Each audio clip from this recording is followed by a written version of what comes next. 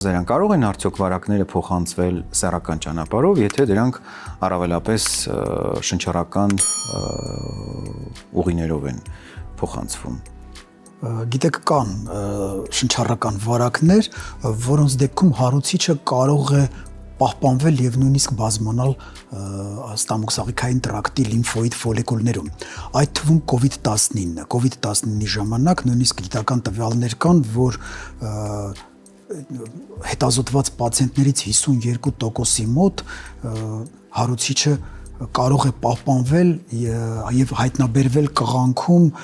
ավելի 12 օր ավելի, քան շնչուղիներից վերցված քսուկում։ Այս պարագայում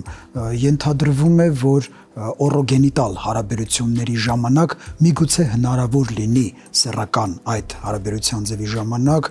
վարակի փոխանցումը հիվանդ մարդուց առողջ մարդուն։ Բայց հիմնականում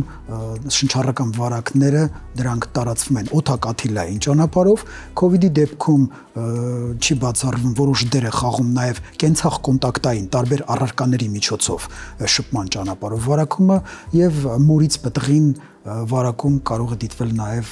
մոտավորապես 6% դեպքերում։ Եվ